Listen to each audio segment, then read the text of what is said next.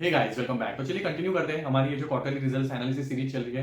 ये वाले वीडियो में आज हम स्पेसिफिकली फोकस करने वाले दो कंपनी जो कैश लॉजिस्टिक सेगमेंट से है। एक का नाम है सीएमएस इन्फोसिस्टम्स और दूसरा है रेडियंट कैश मैनेजमेंट। तो इन दोनों के बिजनेस मॉडल को रिविजिट करेंगे, इनके लिए क्वार्टर कैसा गया था, इनके नंबर्स कैसे थे वो देखेंगे, देन बिजनेसेस में क्या ट्रांसफॉर्मेशन हो रहा है एंड देन फ्यूचर के लिए मैनेजमेंट का आउटलुक क्या है, गाइडेंस क्या है, उसको भी डिटेल में डिस्कस करेंगे। ठीक है, तो चलिए शुरुआत करते हैं फर्स्ट विद बिजनेस मॉडल। तो ये जो दोनों कंपनीज है, सीएमएस हो गया या फिर रेडियंट कैश मैनेजमेंट हो गया, इन दोनों के लिए मेन जो रेवेन्यू सेगमेंट है वो है इनका कैश लॉजिस्टिक्स का बिजनेस। मतलब जो इसेंशियली बैंक्स की रिक्वायरमेंट होती है कि अपने ब्रांचेस से इनको एटीएम तक कैश का मूवमेंट करना पड़ता है, एटीएम्स को रिप्लेनिश करना पड़ता है। देन जो रिटेल क्लाइंट्स होते हैं, suppose for example jewellery shop है, उसके पास काफी ज्यादा कैश एक्यूमुलेट हो जाता है, राइट। तो उसको अपने जो ब्रांच का अकाउंट है उसमें वो कैश को मूवमेंट करके डिपॉजिट करना है। तो ये जो कैश का पूरा हैंडलिंग है, मूवमेंट है, इसको एड करता है सीएमएस इन्फोसिस्टम्स एंड रेडियंट। दोनों के लिए अराउंड 60% रेवेन्यू इसी सेगमेंट से आता है। तो ये इनका मेन और लेगेसी बिजनेस है। बट हैविंग सेड दैट, दोनों जो है सीएमएस हो गया या फिर Radiant are now diversifying into different business segments. तो सीएमएस ने I think couple of years ago had started doing that process. इन्होंने अपना मैनेज जो सर्विस सेगमेंट है इसको ग्रो किया है। Now that is contributing around 40% and that is going quite well for them. Similar lines पे अभी रेडियंट ने भी अपने बिजनेस को डाइवर्सिफाई करना शुरू किया है। इन्होंने कुछ एक्विजिशंस किए थे उसके लिए एंड देन इंक्यूबेट भी किए कुछ बिजनेसेस को और इसको कंटिन्यूअसली रैंप अप कर रहे हैं। तो रेडियंट तो चलो पूरा ही ट्रांसफॉर्मेशन फेज में से गुजर रहा है, सीएमएस थोड़ा आगे है इस जर्नी में, but radiant is also following दो स्टेप्स एंड वो भी अभी ट्रांसफॉर्मेशन में जा रहा है। तो अब डिटेल में डिस्कस करेंगे व्हेन वी टॉक इंडिविजुअली। तो अभी चलो शुरुआत करते हैं सीएमएस इन्फोसिस्टम्स के साथ। तो CMS Infosystem is the largest player है जब बात आती है कैश लॉजिस्टिक्स की। नंबर 1 कंपनी है जो अराउंड 150,000 एटीएम्स है जो बैंक्स ने आउटसोर्स किया है। अराउंड उसमें से 72,000 एटीएम्स को ये हैंडल करते हैं, मतलब अराउंड 48% का इसमें मार्केट शेयर इनके पास। तो it's quite a big player जो काफी बड़े बैंक से आईसीएस या एक्सिस, एसबीआई, एचडीएफसी, सारे मेजर बैंक के साथ ये काम करती है और ये कैश लॉजिस्टिक्स का इनको सोल्यूशन देती है। इसके अलावा जो इनका दूसरा सेगमेंट है मैनेज सर्विसेज, इसमें ये ATM as a service provide करती है, रिमोट मॉनिटरिंग सॉल्यूशंस प्रोवाइड करती है। मतलब जो बैंक को अपने एटीएम्स को रिमोटली मॉनिटर करना है, वहाँ पे कुछ एक्टिविटीज हो रही है उसको ट्रैक करना है, तो ये सब सॉल्यूशंस है इनके पास। एआईओटी सॉल्यूशंस है और फिर दो एंड ऑफ मंथ या फिर पीरियडिकली जो रिकंसिलेशन एक्टिविटीज होती है, सॉफ्टवेयर सॉल्यूशंस होते हैं। तो quite a bit of services that are part of their manage services solutions. तो 40% रेवेन्यू यहाँ से आता है, 60% कैश लॉजिस्टिक्स के आता है। तो ये इनके दो सेगमेंट्स हैं। अब अगर हम इनके नंबर्स पे आए तो इनके लिए जो क्वार्टर था वो काफी ठंडा रहा था। मतलब अभी पूरा इनका जो सीएमएस हो गया या फिर रेडियंट हो गया, इनका जो पूरा बिजनेस है वो कंजम्पशन बेस्ड है। मतलब जितने ज्यादा कंजम्पशन होगा इकोनॉमी में, लोग जितना ज्यादा खर्चा करेंगे, स्पेंड होगा, ट्रांजेक्शन हो गए, तो that is essentially what drives business for CMS Infosystems या फिर Radiant. But we all know कि जो कंजम्पशन साइड है हमारा, जो करंटली डोमेस्टिक इकोनॉमी में कंजम्पशन है, that is going through a bit of slow down, right. मतलब because of high inflation consumption scenario is very tepid. तो उसकी वजह से इनको ये जो क्वार्टर गया है Q2 वाला वो काफी ठंडा गया है। रेवेन्यू का जो इनका ग्रोथ है वो स्लो डाउन हो गया है for CMS as well as Radiant. थोड़ा मार्जिन पे भी इनको हिट लेना पड़ा है। And I mean not to forget जो अनसीजनल हेवी रेन्स थे उसका भी थोड़ा सा इनको, and obviously the election period जहाँ पे there is halt on different kinds of business activities, तो उसका भी इम्पैक्ट इन दोनों को लेना पड़ा है। तो एज सच भी इनके लिए ये क्वार्टर जो Q1 और Q2 होता है वो थोड़ा सा वीकर रहता है। H2 is more better for them in terms of growth. तो ये इनके लिए अब रहा था। अगर नंबर्स की बात करें तो इस क्वार्टर में जो सीएमएस का रेवेन्यू आया था वो आया था 624 करोड़, जिसमें 15% की ग्रोथ थी। एबिटा आया था 156 करोड़ जिसमें 6% की ग्रोथ थी। एंड देन जो पैट आया था 91 करोड़ जो 8% से ग्रो हुआ था। एंड जो मार्जिन की अगर बात करें तो इनका एबिटा मार्जिन आया था 25% जो अराउंड 230 बेसिस पॉइंट से नीचे आ गया था। एंड पैट मार्जिन अराउंड 14.6% जो भी 90 बेसिस पॉइंट से कम हो गए थे। तो इसेंशियली एज आई सेड, इनको इस क्वार्टर में थोड़ा सा स्लो डाउन दिखा है, मार्जिन भी थोड़े से हिट हुए हैं। बट इन्होंने जब मतलब कॉन कॉल में when I went through the details की इसके लिए इनके पीछे की क्या रीजंस थे, तो now let's look at what essentially happened at segment wise. तो इनके जो दो सेगमेंट थे, एक हो गया कैश लॉजिस्टिक जहां से अराउंड 60% रेवेन्यू आता है इनको। ये सेगमेंट का ग्रोथ एसेंशियली थोड़ा सा स्लोअर साइड पे है। अराउंड इस क्वार्टर में रेवेन्यू 8% से ग्रो हुआ था and margin were still healthy है 25%। एंड जो इनका मैनेज सर्विसेज वाला बिजनेस है दैट ग्रू स्टिल वेल, 28% की यहाँ पे ग्रोथ थी एंड विद 15% मार्जिन। तो अब सी इसेंशियली जो इनका कैश लॉजिस्टिक्स वाला बिजनेस है, एटीएम जो कैश का ट्रांजिट वगैरह सब सॉल्यूशंस देते हैं, that is a very high margin business. And जब भी I mean whenever operating in a business which is essentially giving you good margins, there is always a competition.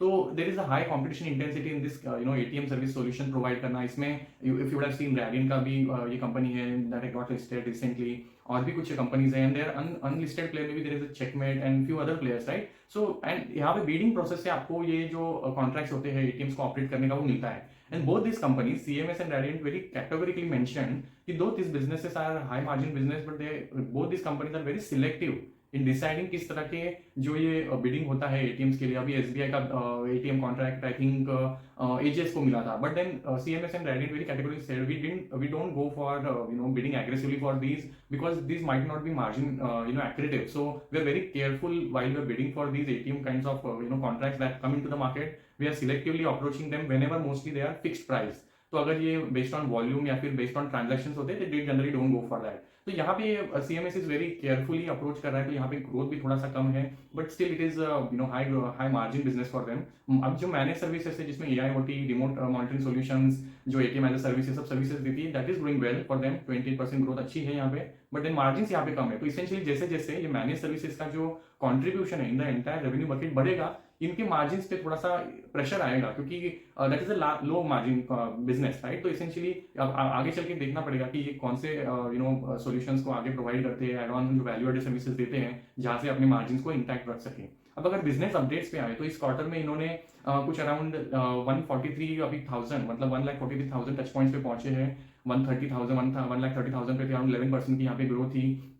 इसके अलावा इन्होंने अपना जो बुलियन वाला मतलब again both CMS and Radiant mentioned about this, and you know why I am telling you in comparison because that gives you perspective कि what is happening in the industry. तो ये जो दोनों कंपनीज है, CMS हो गया या फिर रैडियंट हो गया, they are focusing on a DBJ, that is jewellery, bullion and diamonds का. यहाँ का जो लॉजिस्टिक बिजनेस इन दोनों फोकस कर रहे हैं. सीएमएस ने लास्ट क्वार्टर के अपडेट में बोला था कि इन्होंने इस बिजनेस को इंक्यूबेट किया है. Now that is growing good for them. अभी तो इन्होंने स्पेसिफिकली गाइड नंबर्स नहीं दिए है कि कितना यहाँ से रेवेन्यू आया है या फिर कितना कंट्रीब्यूशन है, but that is going well for them. आएंगे हम जब रैडियंट की बात करेंगे, रैडियंट ने भी इसके कुछ अपडेट्स दिए हैं. इसके अलावा सीएमएस ने क्या बोला है कि इन्होंने 60 न्यू डायरेक्ट क्लाइंट्स को ऐड किया है. नो एज आई सेड, इनका पहले फोकस था BFSI, जो बैंकिंग पार्टनर्स के साथ टाई अप करके कैश लॉजिस्टिक्स का सॉल्यूशन प्रोवाइड करना, but now they are consistently focusing on retail side.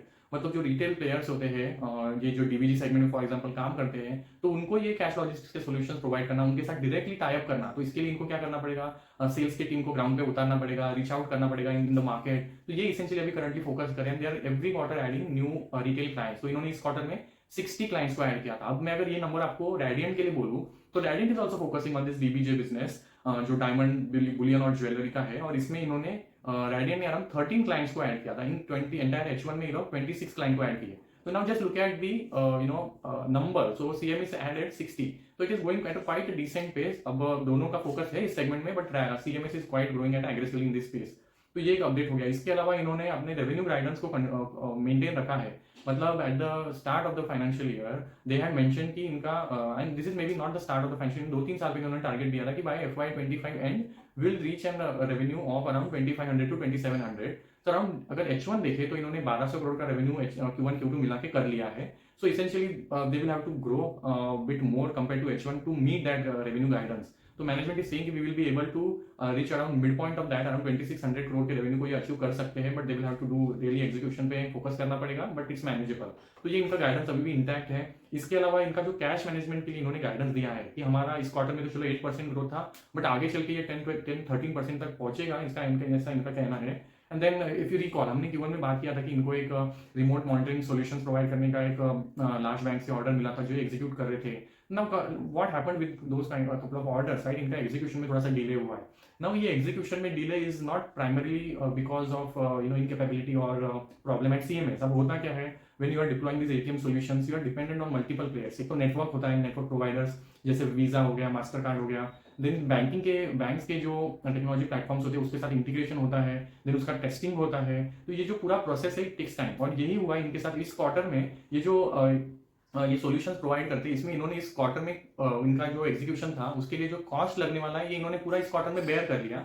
Q2 में इनको कॉस्ट बेयर करना पड़ा, बट इसका जो रेवेन्यू है वो स्लिप हो गया Q3 में. तो इसकी वजह से इनके रेवेन्यू थोड़े स्लोअर साइड पे आए हैं, but then Q3 it will pick up again as management is highlighting. इसके अलावा इनको जो नए ऑर्डर्स मिले हैं, तो इफ यू रिकॉल, इनको लास्ट क्वार्टर में भी अराउंड 200 करोड़ के ऑर्डर मिले थे, इस क्वार्टर में भी 200 करोड़ के ऑर्डर मिले हैं. तो इनके पास अभी करंटली अराउंड 1600 करोड़ के ऑर्डर्स है, बट इनका एग्जीक्यूशन स्लोअर साइड पे रहता है. As I mentioned about that execution of the ATMs, तो अराउंड 15% ही अब तक ऑर्डर एग्जीक्यूट कर पाए, but then Q3 and Q4 that is H2 execution will improve and आगे चल के दोज नंबर्स विल कम, ऐसा इनका कहना है.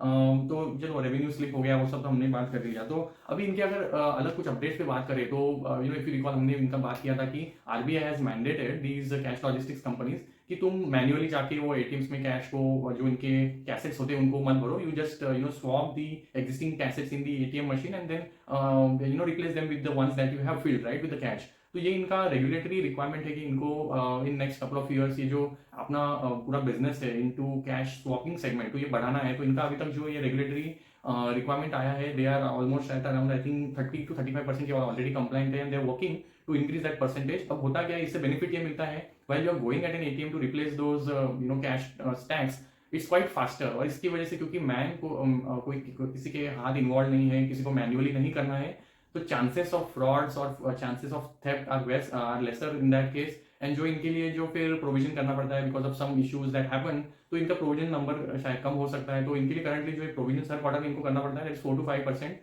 तो चलो देखते हैं अब अगर ये जो कैसेट स्वैप रेशियो अगर ये बढ़ेगा तो since there is no manual intervention, तो इनके में भी जो ये लॉसेस होता है कुछ इनको प्रोविजन करना पड़ता है, it will also come down.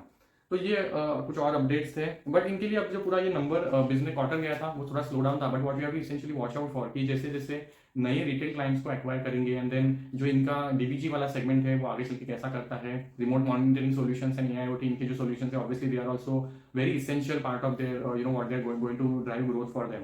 अब इसके अलावा जो काफी इंपॉर्टेंट पॉइंट जो इन्होंने एक्विजिशन पे हाईलाइट किया, they are in discussions to acquire some company which will provide them solutions in the segment of debt collection, या फिर कोई फिनटेक प्लेयर जो इनको ये जो डीबीजे लॉजिस्टिक्स का बिजनेस है उसमें कुछ टेक्नोलॉजी प्रोवाइड करे या फिर कुछ सॉफ्टवेयर सोल्यूशन प्रोवाइड करे। तो they are keenly looking into that in that direction.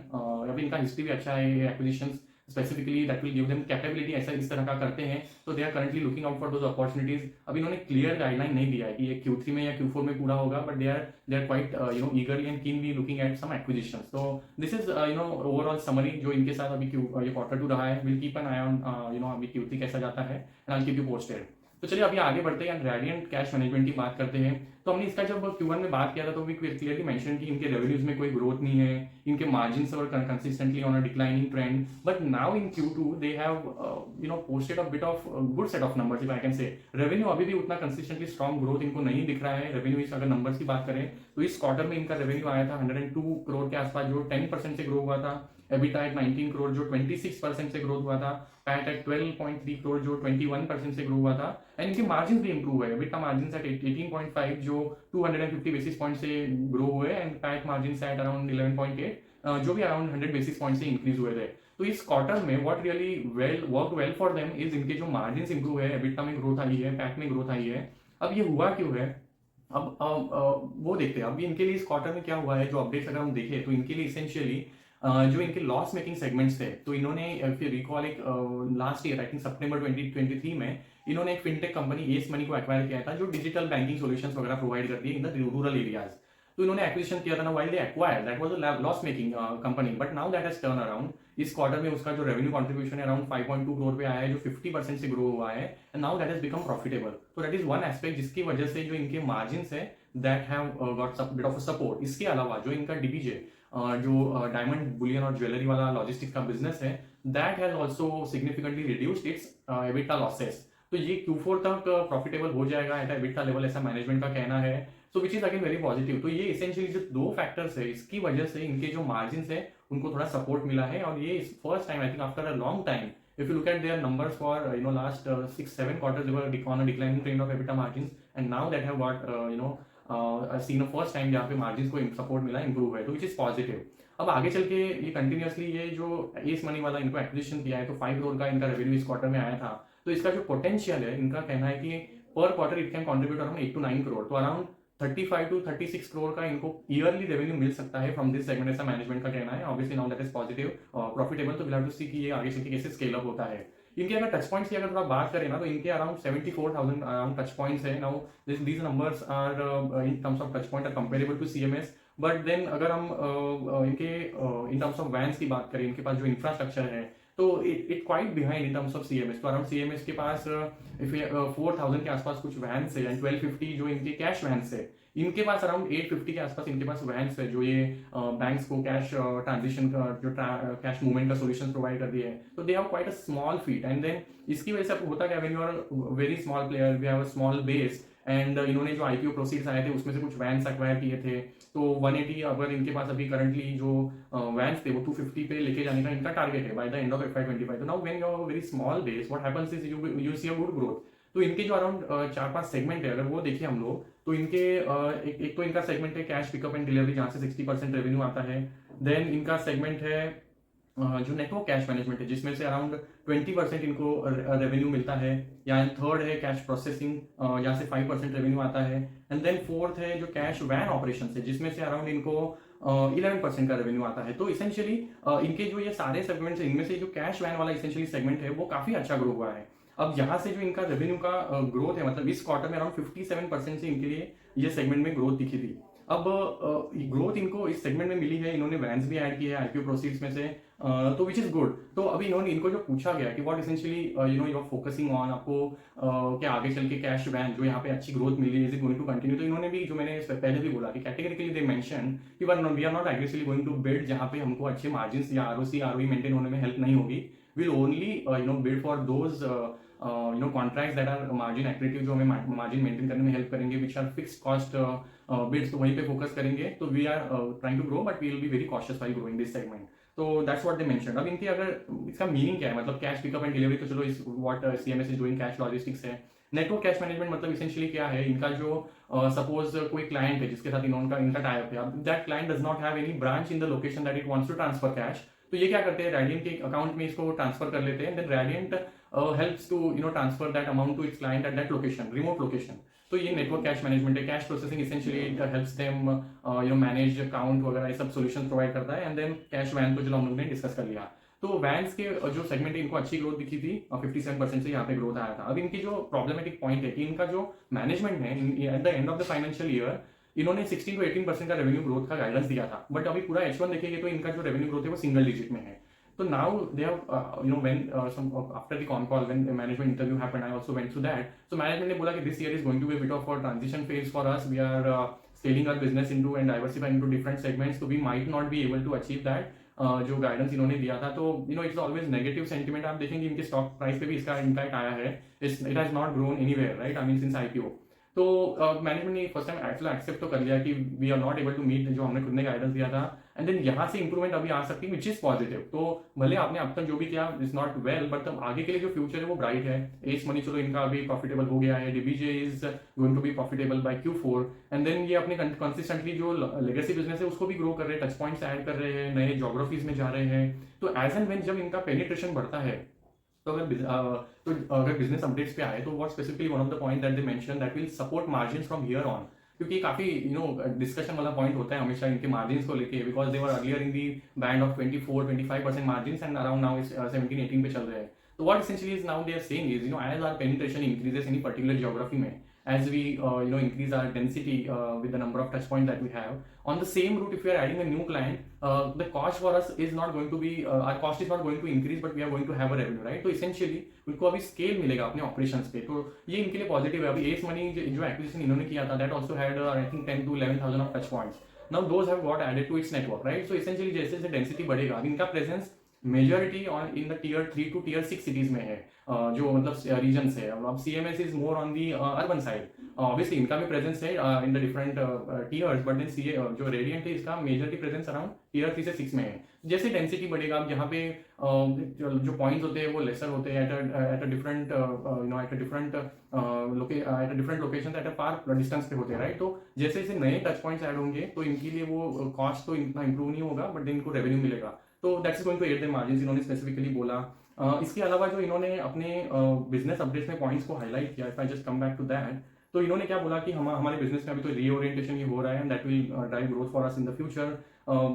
Then इन्होंने 35,000 पॉस मशीन, जो पॉइंट ऑफ सेल वाले मशीन्स होते हैं, इनको अपने नेटवर्क में ऐड किया है, एंड इसको 65,000 तक by the end of this financial year लेके जाने वाले हैं, इज व्हाट दे हाईलाइटेड। अब इसमें से होता क्या है, when you are installing those POS machines on every transaction, you are getting a small bit of a commission. तो that is going to drive growth for them again. अभी तक इन्होंने इसका स्पेसिफिकली कंट्रीब्यूशन बताया नहीं है, but then as the scale up they will give the separate numbers for that business as well. तो चलो यही तक रखते हैं अभी इनके।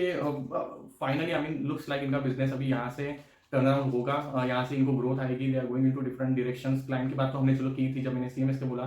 13 इन्होंने जो रिटेल क्लाइंट्स हैं उनको ऐड किया है, एंड पूरे H1 में अराउंड 26 रिटेल क्लाइंट्स को ऐड किया है। आगे चल के रिटेल वाला जो सेगमेंट है ये काफ़ी ग्रोथ ड्राइव करेगा, ऐसा इनका भी कहना है। जो इन्होंने दोनों ने सीएमएस हो गया या फिर रैडियन एक पॉइंट पे जो फोकस किया कि ये जो ई कॉमर्स हो गया और या फिर क्विक कॉमर्स हो गया, जहाँ पे इतनी सारी स्ट्रॉन्ग ग्रोथ आ रही है, इसका फायदा इन दोनों को भी मिल रहा है। तो दैट सेगमेंट अगर हम रैडियन की बात करें तो e commerce grew 18% for Radiant, BFSI grew 10%, and जो DBJ है दैट ग्रू 48%। तो e commerce specifically I mean this is rising segment and that is driving growth for both CMS as well as Radiant. तो यही तक रखते हैं। अब दोनों के numbers on the weaker side, I mean जो इनका हिस्टोरिकल परफॉर्मेंस है specifically CMS, but then will keep a track क्योंकि ट्रांजिशन फेज में है। As they complete move towards end of those transitions, ये थोड़ा स्टेबल होते हैं तो क्या नंबर्स इंप्रूव होते हैं। मार्जिन में तो चलो फर्स्ट टाइम रेडियन के मार्जिन में कुछ सपोर्ट दिखा है, तो क्या कंटिन्यू कर पाएगा, विल ट्रैक ऑल दैट। तो चलो यहीं तक रखते हैं। Let me know if you have any comments और एनी ऑब्जर्वेशंस और any feedback in the comment section. Thank you.